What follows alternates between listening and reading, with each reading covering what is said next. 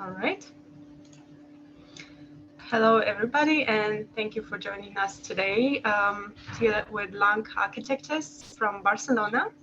They're pretty young architectural office established in 2019. And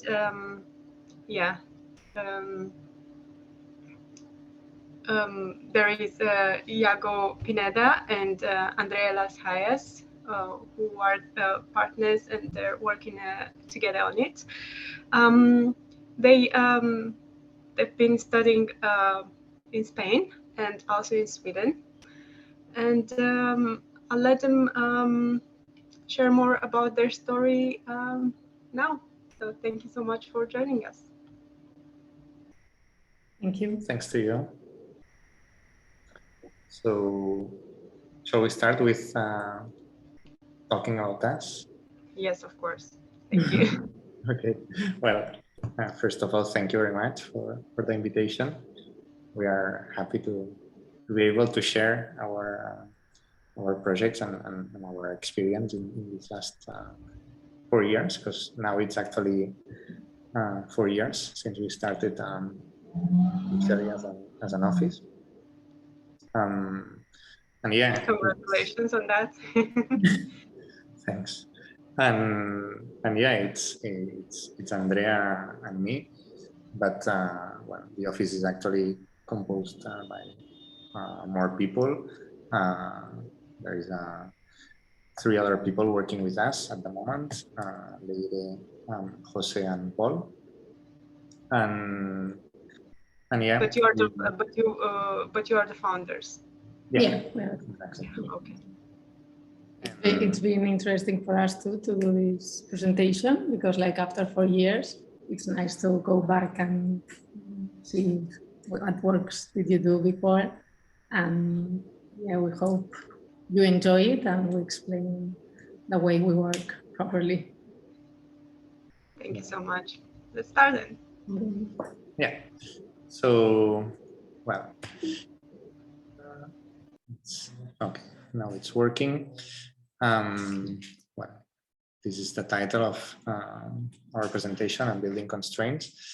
We were thinking quite a lot about it, and well, I hope that after the presentation will be it will be clear the reasons why we choose this title. We will talk.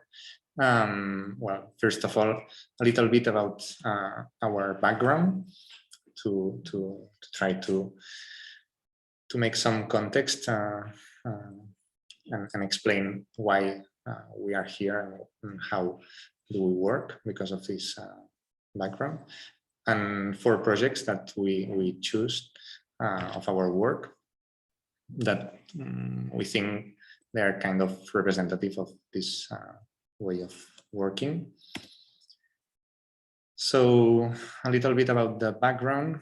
We wanted to start with this slide.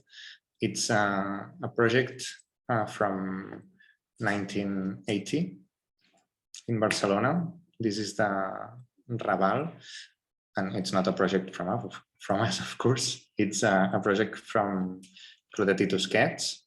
They are architects still alive from Barcelona, and they were quite young when they started this this project. It's a urban study in El Raval. Maybe some of you know a little bit Barcelona and this neighborhood, but well, basically it's one of the old town parts, but let's say that it's the most conflictive and less representative part of the old town of Barcelona. So especially at that time in the 1980s, and this study, it was basically an attitude towards the old town and these conflictive areas, and we find it really interesting because of this attitude of, well, in the two plans, you can see the before and the after. This is something that we like to use a lot also in our projects, to put one next to the other, the before and the after, or the project, let's say. And in this case, you can see like clearly that this project was about looking for new voids in a really crowded area of the town, and also recognizing some of the heritage and some of the important buildings and architectures, and also connecting them. So the title of this project is Del Liceu al Seminari, which means from Liceu to the seminary. And it's a kind of route linking different buildings and different parts of the history of this town.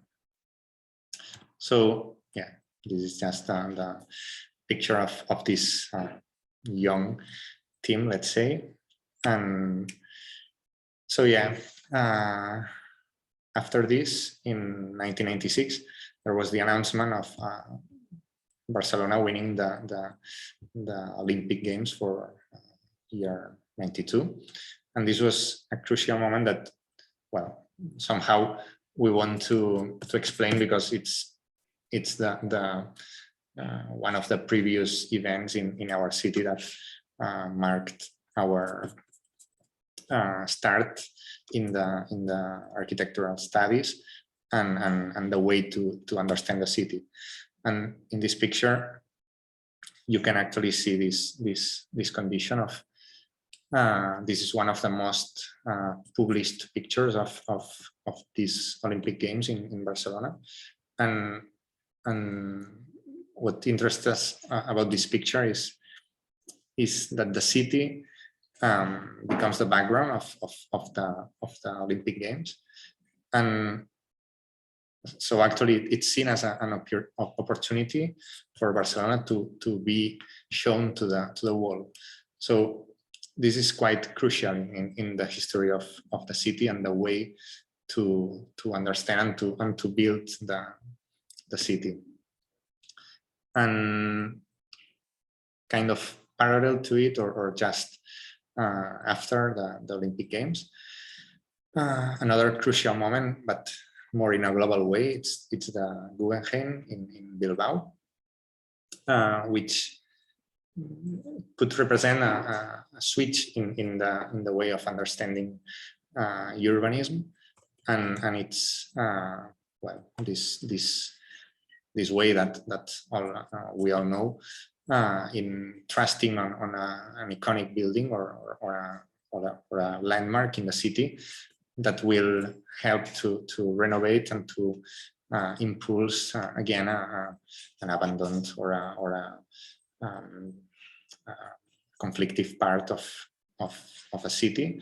And this idea or this model is something that many cities and many countries actually take as a reference to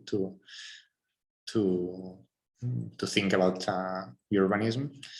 So Barcelona is not less. And after the Olympic Games, probably a lot of money came in the city, and they decided to work this way, actually, in the neighborhood from the first project we were showing in El Raval, and they decided to hire Sir Richard Mayer to design and build one of the biggest museums of the city, MACBA, and they decided to build it in the middle of this poor or conflictive neighborhood.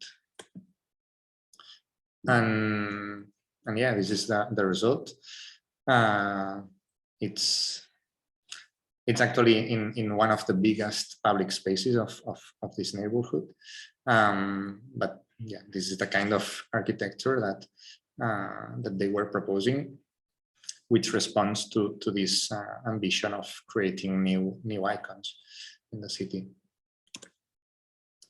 And this other slide, we wanted to use it to explain that this is actually a little bit later in 2007, 2011. And this is the moment where we were already studying architecture, and there was a big crisis, we all know, all over the world, and especially in the construction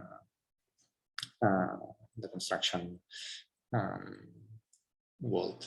So there was a new way of doing projects and understanding architecture that was quite crucial also in the moment when we were studying. So there was this big switch of facing projects and thinking about doing or building cities. And this project, it's three moments of a project that started in 2006 or 7, and during the crisis, it had to decrease and to reduce the budget, more or less the half of it. And they actually succeed. So they built this house. It's from Länk Arquitectes, a studio that probably some of you know in Catalonia. And it's a project that even if they had to change most of the things that they thought they were important in the project, they managed to build it with half of the budget and trying to keep the more or the most important things or interests that they found in this house, which talks about the way of living, the way of building, and yeah, responding to an economic situation completely different from the one when they started the project.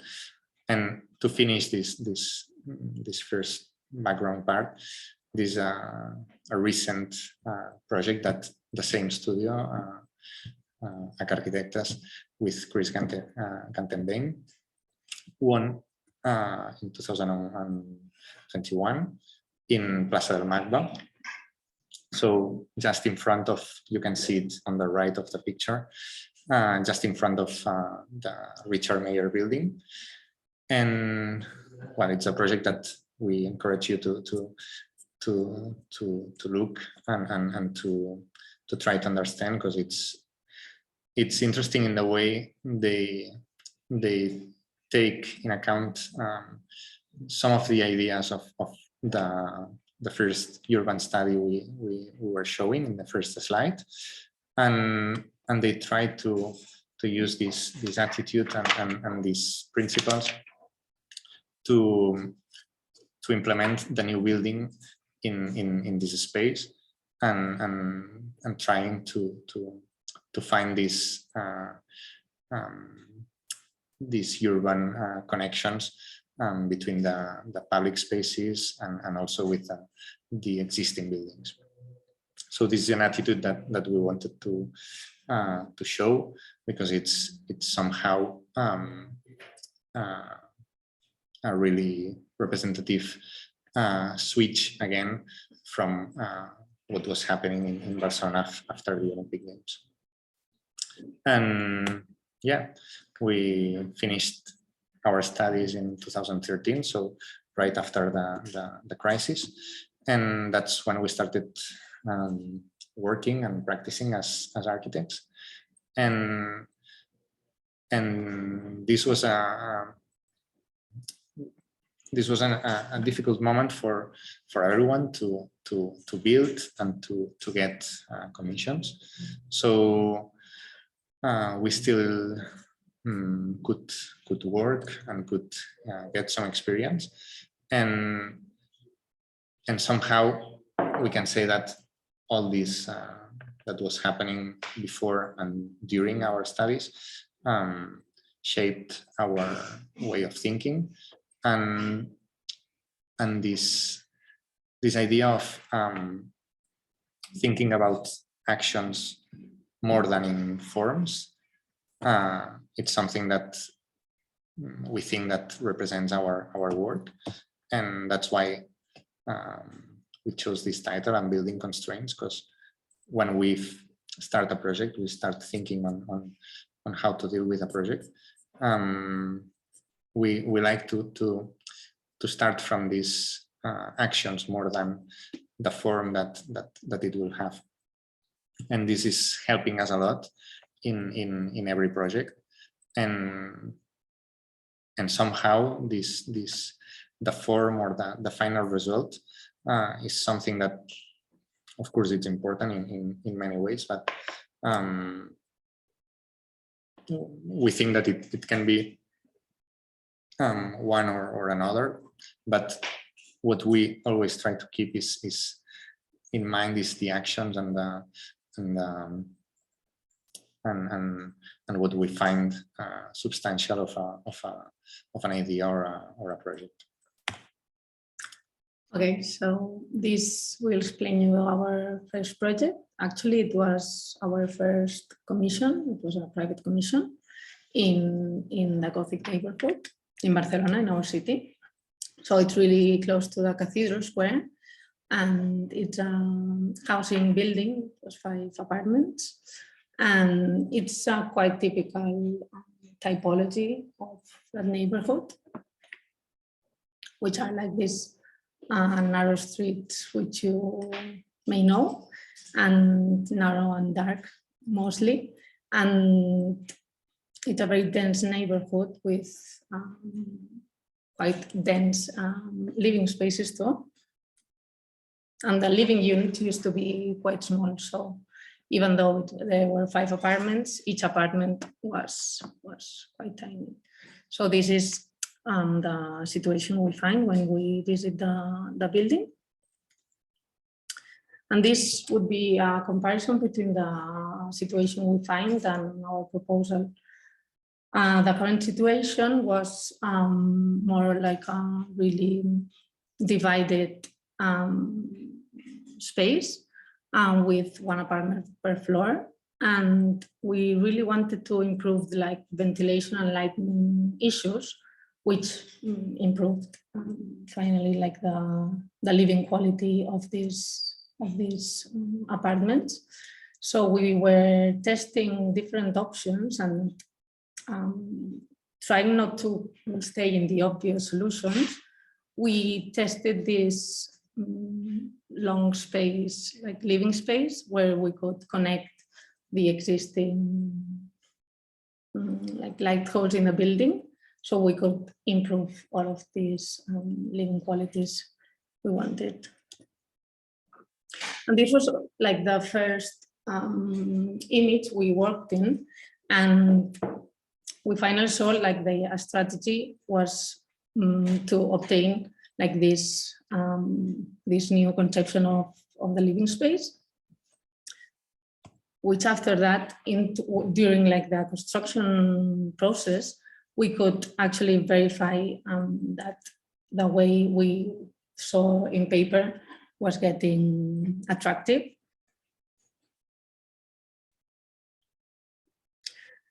And this would be a way of representing this no condition of space, where instead of being in small dark boxes, you would have this fluid space, and also showing the new relation you would have with the existing construction layers that we found during the demolition process. And this was the first project where we realized this would be the resulting image, where the basic idea of the beginning still was there. And yeah, then after that, we kept on choosing more materiality or different ways of treating the interior space. But the main strategy, as Iago was talking at the beginning, was still there, and we kept on fighting for that. And it was in this project, which, as I said, it was the first commission, where we realized that in this moment of the process, it's the demolition part, you could see and have like really interesting moments, and you can really see and understand better what you're doing. So we will show like different demolition moments in different projects, which we do the effort of really taking good pictures of them, because it's actually a moment that just architects or constructors really live. And yeah, we find it's a really interesting moment for us, and also to remember. Yeah, it's inspiring in the way that we discover a space that was hidden or that was more divided, and it's really appealing, and it kind of evokes a lot of possible situations, and this we like it a lot, and it was also something that we kept in mind, and we will show in the next projects this idea of understanding the possibilities of a space farther than what you find when you arrive to these spaces. Yeah. It was actually a project we did. It was a whole floor plan that we divided into 2 housing units, but it was a 4 facade building with like 300 meters squared, just empty. So you could have all of these new relations in space, which you could live in this moment. Okay, this was a competition we actually won 2 years ago. It's a public facility, and we're actually working on it now, and hopefully we will build it next year. And it's located in Castellan-Púries, which is a town up north. Sorry.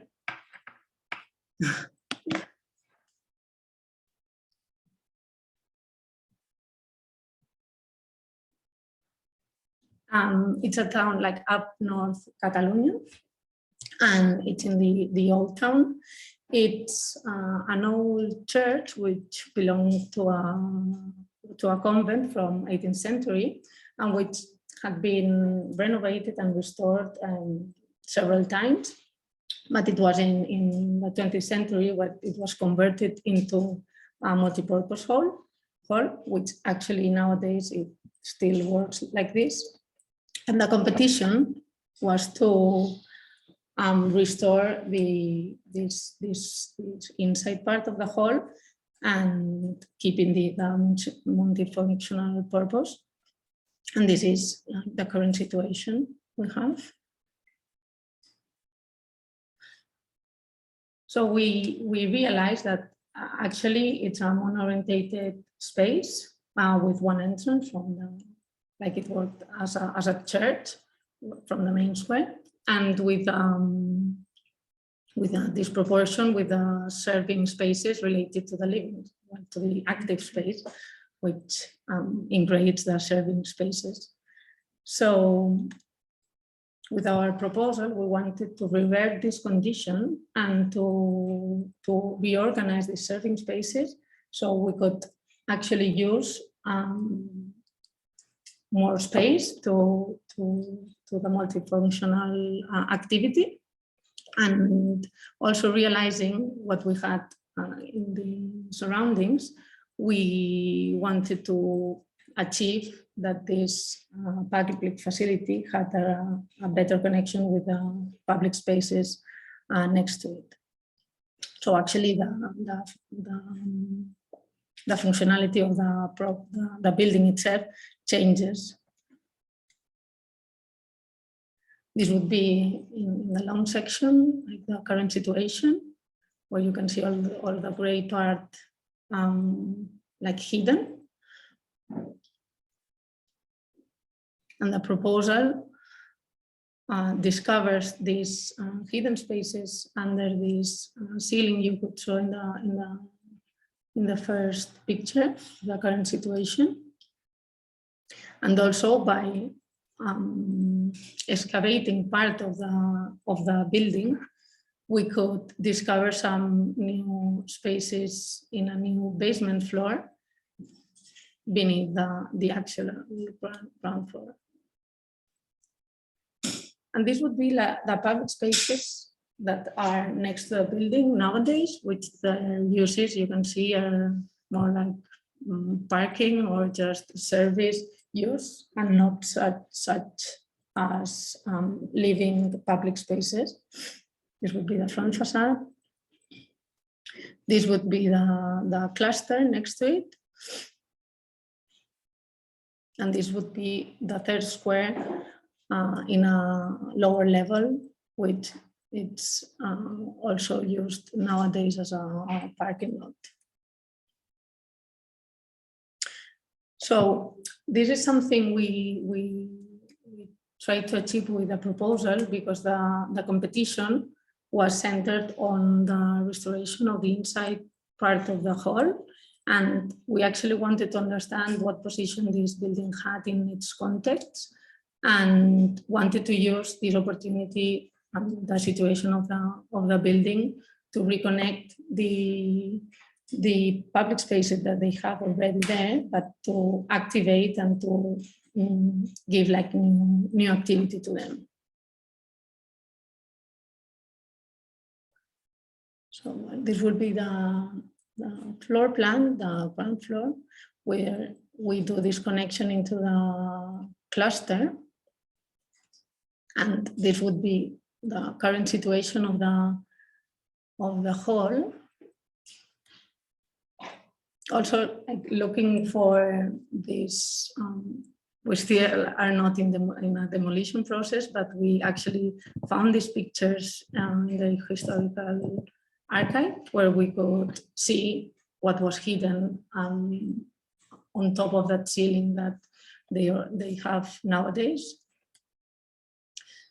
So our intention is again to be in contact with this potential space hidden, and to bring back again all of the old textures and materiality that this church had originally. So this would be the image for our proposal, where we actually changed the whole roof. So we also improve the climatic behavior of the building. This would be like the new basement floor, which today doesn't exist. And it's mainly because we wanted to connect this public square on top of this image. So we excavate these spaces until we get to the level of this space. And in the left side, you could see there's an existing apses.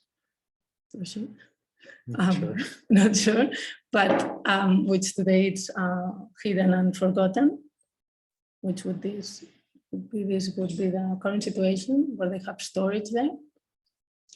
And if we compare the sections, the current situation and the proposal, where we excavate this part, we achieve this new hall connected to a new public space, and discovering again this hidden space, which today it's not used. And this would be like the flexibility that we wanted to give to this new, this new renewed public facility, which could work in different ways due to its organization. having this new access to the three public spaces and having the serving spaces organized into parts gives us the opportunity to make like 3 halls, separate halls that could work separately or could work like together with the public space that they have in front, or also like work as a unique building, like a single building with an activity that could be all around the different spaces. Okay. So the next project is Colonia Sado. It's another competition we were lucky to win again. It was an European competition last year, and Colonia Sado it's an industrial settlement in Catalonia. Maybe some of you know European, but this contest European it's normally working on well, different areas of the cities, and it's quite open in this sense. So they establish a project site, but there's no really like a direct commission or brief.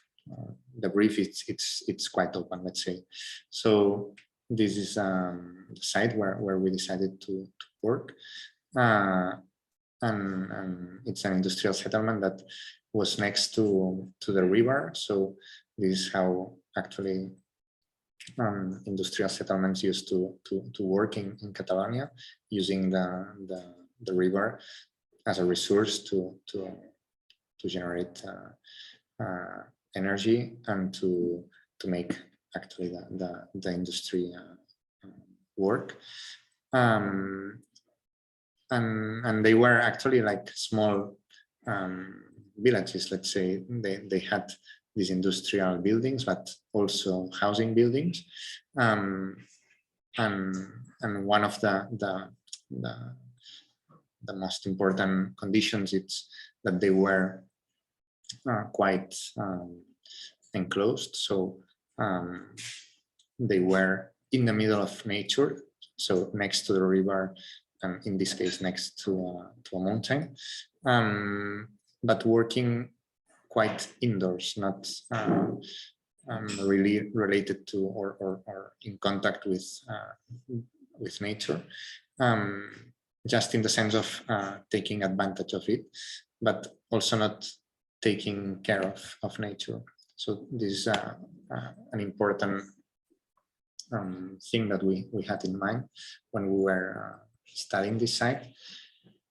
And this is an aerial picture of the housing part of this settlement. And this is actually right, well, a little bit after it was kind of abandoned by the main owner. So yeah, people kept living in this area and also working, in fact, but there was no care from any administration or any government, let's say, for this settlement. So after a while, it started to become a ruin. So they had to demolish some of the buildings because they were in extreme bad condition, and nowadays it keeps being in really bad condition. So yeah, they wanted to reflect about this situation and what to be done with this area that, as I was saying, it's inhabited, but in bad condition and not taken care by any. It has been a bit abandoned by administrations for a long time. So actually our attitude in front of this situation, it was to understand that there was a condition of interrupting the connectivity of the different routes that were existing and connecting the mountain, let's say, on the left of the drawing with the riverside on the right. And in terms of physical connection, but also in terms of natural connections or cycles, let's say. So yeah, in a simple way, our proposal was understanding this condition, this situation, and trying to just make it more permeable and to let people, but also nature, infiltrate or go through the settlement.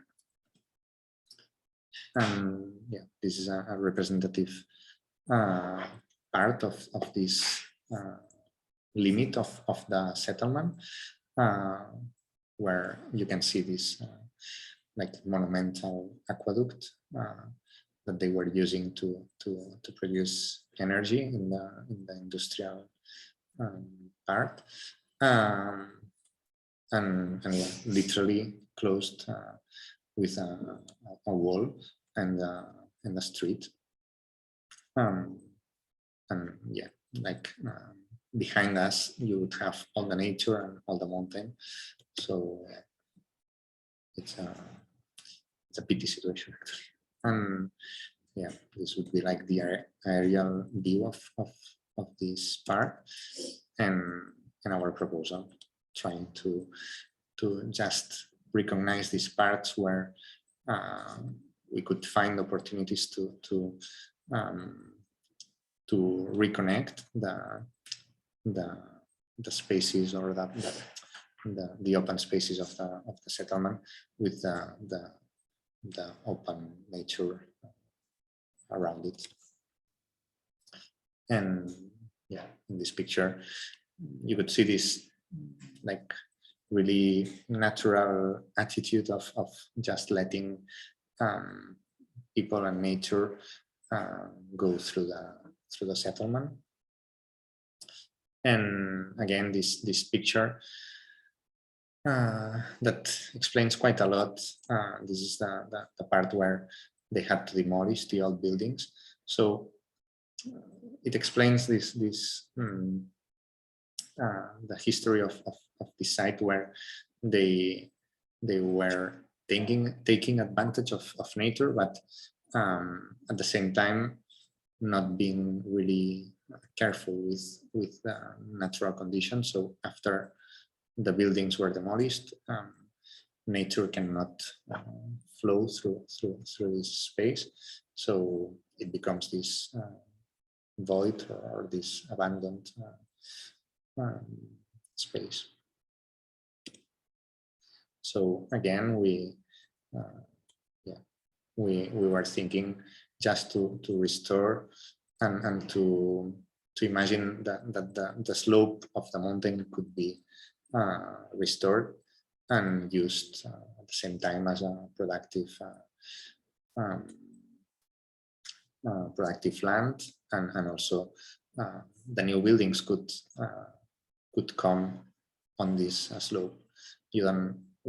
We're thinking that you don't need to actually destroy or really cut the ground to have a good implementation of the buildings. You can flow with the natural slope of the site. And thinking about the public space, we also think about water, of course. So to say it a little bit quicker, because maybe we are a bit out of time. We wanted to restore the natural cycles of the site as well.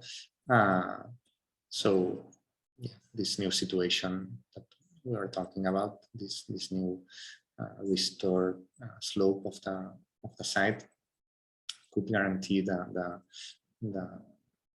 continuity of water infiltration and also to think about water collection to actually help the site be cleaner in this way and be more respectful with the river, which is actually the reason or the main reason why the settlement can be in this specific site. And the victim too of it, yeah. Of that settlement. Exactly. So yeah, this is the condition of the situation of the open spaces nowadays. Yeah, completely unnaturalized, and this would be the situation that we were imagining, mixing nature and buildings and even industry with housing. We think it's about, as we were saying before, actions and the way to think about these interactions more than to give it a shape or a specific architecture. So in this sense, we were happy to realize that that actually working on the public space and to find these new conditions in the open spaces from our point of view was more interesting or more necessary than to work or to transform architecture or buildings or to make new architectures that could transform in another way the site, but maybe it wouldn't have the same impact than to think about actions. So this is a little bit to sum up the strategies. There's a lot of information, but it was a complex project. But just to show how actually the image of the settlement keeps being quite similar to nowadays, but we find different opportunities in terms of these connections that we were talking about, but also land where we can produce food. We can use some of the buildings and also some of the ways to produce energy that can be used in the site. We can use the roofs, of course, to produce solar energy. We can use, of course, the river that it was already used before to produce energy. So it's plenty of opportunities that doesn't need we didn't need to propose a big change of the image or the architecture of the site to find this impact that we wanted to bring in order to think about the regeneration of this site. And actually, this impact, we like to think that it can go further and it can be bigger if this regeneration of the site gets connected somehow with the surroundings. So if we think about the previous condition that was a kind of small village that had everything in it, but was working or functioning a little bit apart from anything else. In this case, we think that these strategies or these ideas of energy production, food production, waste recycle can have a positive impact in the surroundings. So the village next to it, or the natural parts next to it, would be also connected to the river and to the site. So it can somehow reactivate the surroundings of the site. So yeah, we are running out of time, but this is our last project that we want to talk about. All right, no worries. Go on. Thank you. Okay. Okay, well, this will be a bit shorter, maybe. It's also competition that this time we couldn't win. We had the second prize. But we are happy about this project because it's showing also that thinking about actions can be also a way to think when we design a building. In this case, it was a theater in Logroño, which is a city in Spain, like 5 hours from where we are, but from Barcelona. And actually, it was an extension of an old theater. In this picture, you can see this classic facade of the old theater that it's working nowadays, but they wanted to make an extension of it, and so to have a more contemporary space for experimental performance or for other kind of events that the old theater cannot house. So this is the old theater, which is a classic theater with the classic architecture of a theater, which actually became quite rigid in the sense that it can just house one kind of, or not a lot of kinds of performances. So we started thinking from this idea that the extension of this theater, which is actually a smaller building than the existing one, could have another character and could house actually this more informal or let's say experimental performance. So we decided to go and look for references of the theaters before the one we saw before. So the theaters that were more spontaneous or more informal, and we found this beautiful picture of a theater that happened in the inner patio of a housing building in Spain, which was called Patio de Corrala. And we really like this atmosphere and like the light coming from the top, but also this condition of infrastructure that has this wooden structure without a lot of sophistication, let's say, but with quite a lot of character.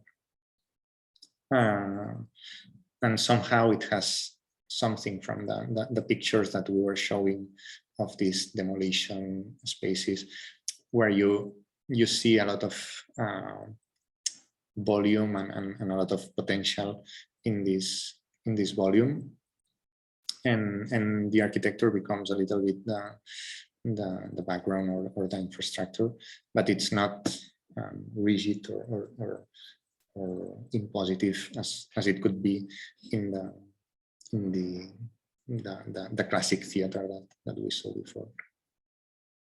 So also this picture of people assembling an informal spontaneous theater in front, well, in a plaza in Spain as well.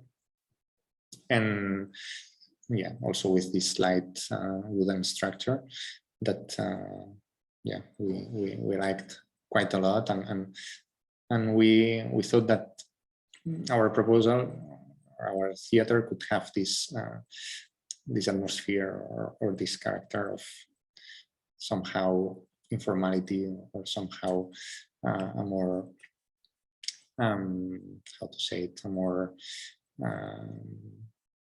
close to the people architecture.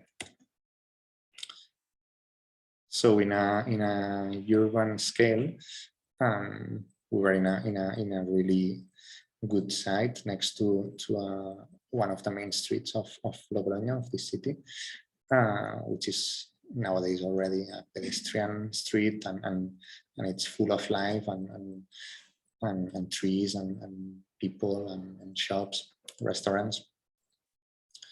So yeah, this drawing was showing one of the main ideas, which is quite basic somehow, but not easy then to transform it into a theater, which was to bring the street or this public space like easily into the building. So quite in contrast to the existing Exactly.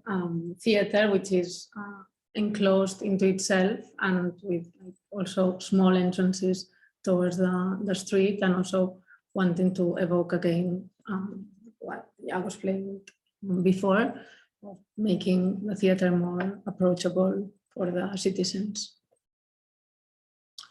So this would be the ground floor of our proposal, and we can see on the right the extension with this black section, and on the left the theater.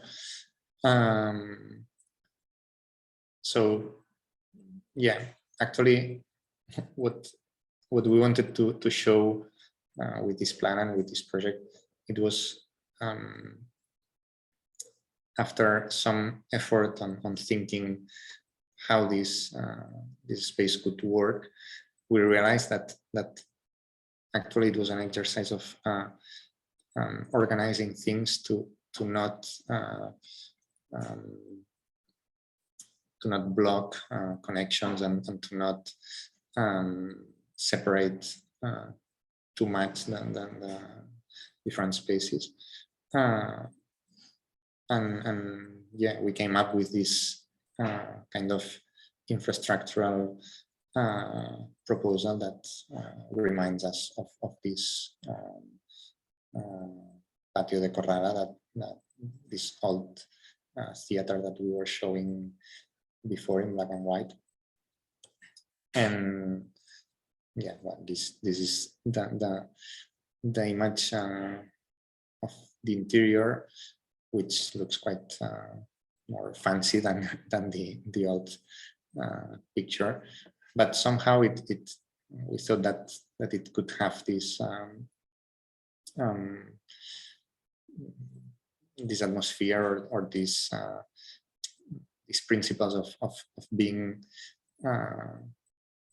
a space where people can practice, where people can perform, but in a more informal way. So the way we see it, it's that when architecture becomes more an infrastructure, or a how to say it in English, a support of the activity, we think that we can achieve this public and this informal condition.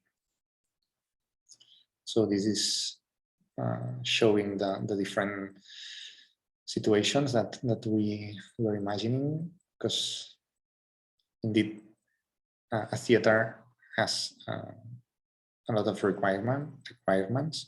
So it's not an easy program to organize. So basically, we were thinking on a kind of filter between the street and the main stage, let's say, that could be removed. And this was the only device, let's say, that that could help us to transform this space. The rest was just to organize connections and the service spaces in a way that doesn't bother the main space, or doesn't block the main activity. So this would be another situation.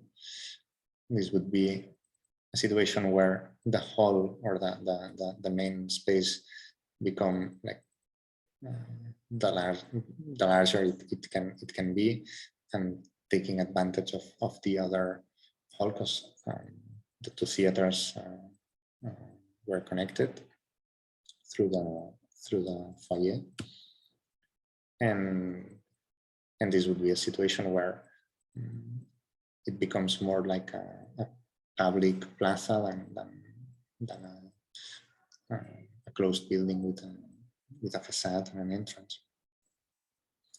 But at the same time, as I was saying before, it has requirements and some kind of more specific performances may happen in this space. So yeah, we were also thinking on this more black box situation, where any kind of performance with any kind of light, sound, or atmosphere requirements can happen. So this is drawings of this structure that we were thinking to build timber. Also thinking about these old structures that were kind of inspiring, and we were thinking that also this connection between this old theater with the more informal structures could also kind of get a closer connection or a closer relation with the users of the theater. And just to finish the presentation, this image of the facade, which somehow becomes a result of these decisions and these actions that we think about,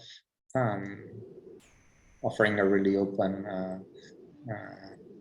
ground floor facade and this timber facade, which becomes really simple, but at the same time integrated with the landscape of this street, but in a way being quite provocative, in contrast with the old classic facade next to it. But yeah, somehow we think it was maybe working somehow in a time, but it's probably not working anymore in our times. So thank you very much. Thank you. Thank you very much for your presentation. That was really nice indeed. And at the beginning, you literally brought me back to Barcelona because I know those streets so well.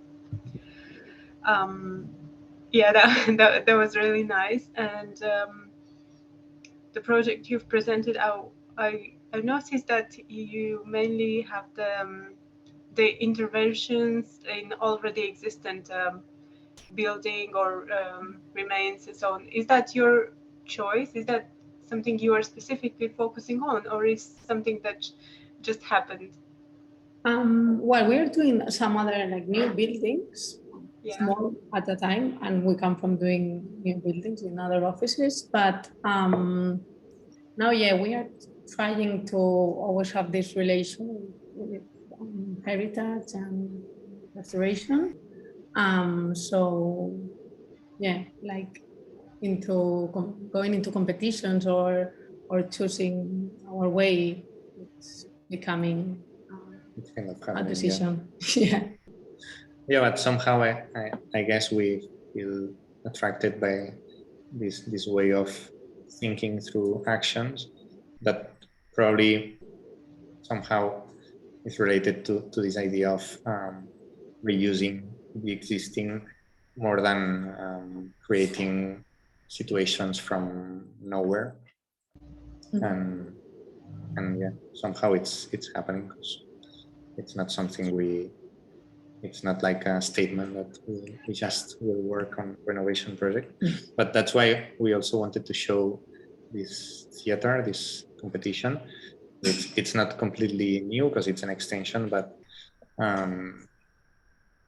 Yeah, they actually are going to demolish the existing building to build a new one. So yeah, you have a link with existence, but it's actually but even in these situations, we like to start thinking from relation to the urban context, also to the urban history, and find these clues through this investigation. And the building just comes as it is, but it's not a predefined form or intuition of a shape that we have. All right. Thank you so much. We have also some questions in the chat. You can see here, right? Is it? Yeah, I still can Okay. see. Yeah, I still can see your screen. So yeah, thank you for the presentation. This is from Hamad. What would you recommend students to look for when developing their concepts for the project? Not an easy one. What would you recommend students to look for when developing their concepts for the project? Yeah, well, it's not an easy answer, I guess. Well, we really do a big effort also, like in Europan was realizing, like analyzing all of the existing things and what are the reasons of the architecture or the settlements to exist, and really go deep into like problems or potentialities. It doesn't have to be just problems, but yeah, just like searching for an answer, because you are there in between something that is existing and what is going to exist or what you're going to propose. So really be sure on what filters you use for this analysis. Yeah, and sometimes I don't know if it was clear maybe through our explanations, but we really like and try to go further than the brief, in the sense that sometimes, not always, but sometimes maybe the brief is not good enough, or it's not precise enough. So sometimes there are opportunities, or there are things that you can work on a project that they are not in the brief, but that if you think a little bit further, and you can find, for example, in the purpose hall that we were explaining, all this urban connection and this situation of relating the main spaces in the building with the main public spaces next to it. It was not in the brief, and somehow it was really well accepted by the by the city hall, the promoter of this competition, and also the other people who was in the competition. In this case, didn't really think about this relation of the building with its surroundings. So sometimes if you just accept what you have, maybe you can lose quite a lot of opportunities. So yeah, the tip would be to always go further. Try to go further, or just not keep the brief and look for more. Okay, and thank you for your response. And another question would be, what would you say was your most challenging project? I think Europan brief, most challenging, desafiante. Well, yeah, due to its complexity, because when we arrived there and we chose the site, it was really amazing the amount of layers and chronic problems the settlement had, and social problems and energetic problems, problems with nature. It was like really being dealing with like huge titles, and that was really demanding for us, and that's why we wanted really to synthesize and take the essence of a proposal which could be transversal with I think that was the biggest challenge, actually, to understand the complexity of the site, but to focus on one thing, because actually, I mean, we were in a competition, so you have a limited amount of drawings and information that you can provide and produce. So it was also important for us to think on one idea and one part of the whole thing, and to choose which would be this part that we wanted to explain. And yeah, I think one of the good decisions in this sense, and it's also something that we try to work through our projects, is to be able to think just on the actions and the things that we can improve, and focus on those things, and not try to focus on how cool it could be to transform this building, this industrial kind of images that can be really attractive and really architectural, let's say. And it was actually a challenge to not go into this like so quickly, into this transformation of industrial buildings, and to think it more from the site and from the needs and the problems, as Andrea was saying. All right. Yeah, thank you so much for answer. And probably the last questions, as you say you're in a rush. You said you're in a rush. So what are the main challenges in creating proposals in all cities like Barcelona? Does the government have regulations for listed historical buildings? And is there any compromises being made for that? Compromises. Yeah, definitely. In Barcelona, there are a lot of government regulations you have to follow into historic buildings. Yeah, it can sometimes make it difficult for new things coming up.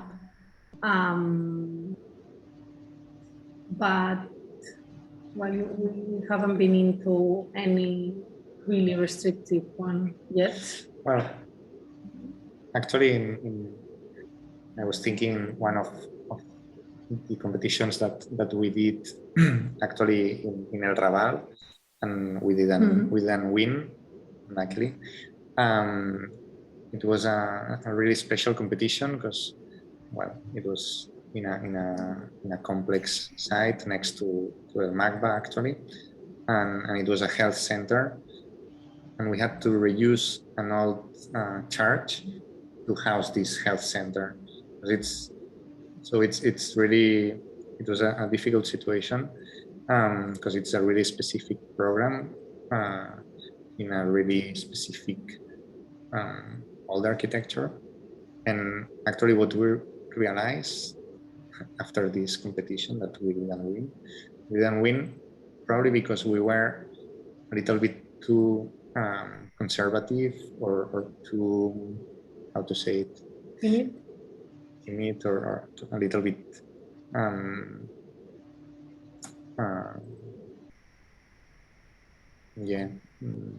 shy about doing or experimenting or proposing something a little bit out of the brief or the regulations, and yeah, it's not easy at all if you do it, but you realize that if doing it you can really improve an old situation or an old building or even if it's listed or in a historical site,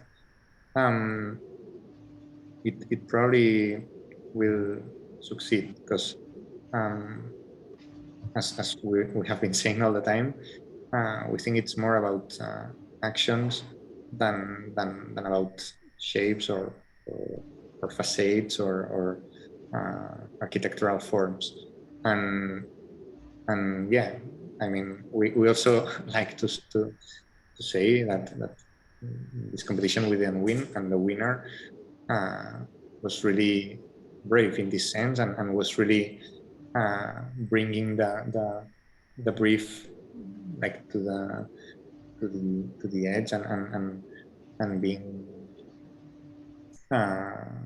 quite right about the proposals that were actually out of the brief, and that they were actually improving the site and somehow showing or explaining better the history of the site than how the brief was proposing it. Yeah, like dealing with existing building and historical buildings is also an opportunity to interact with them in a new way, but really interact, like mix with them instead of just watching it as a monument. So new interactions can come up, and this is where we find the interesting solution, where you are in the right measure interacting with it. Yeah, and this is actually a big challenge that we will probably find soon in Colonia Sadó in the European proposal, because it's also a heritage site where there's a lot of interest in preserving the existing buildings and not only the buildings. There is some people or some interest in preserving everything in it without changing anything. So this is a big challenge, because that's as Andrea was explaining, we think that heritage it's really important, but we really think that a good way to preserve heritage is to make it useful and to interact with it, and not only to put it like in a museum so everyone can see it. And most of the times the way to interact and to make it useful, it's to transform it and to update it, and to use it, not only to look at it. That's probably the best suggestion. And thank you. Yeah, to brief, I mean, let's be brave about these situations and do not be shy. I think the most brave example you already have in El Raval, it's proposed by Richard Meyer. So yeah. It's another kind of brave, let's say. exactly. So you can go brave even there. Yeah. Okay.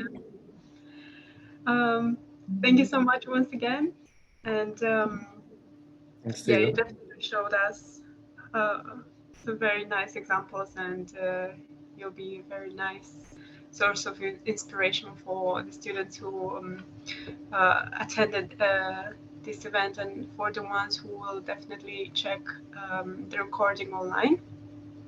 Mm-hmm.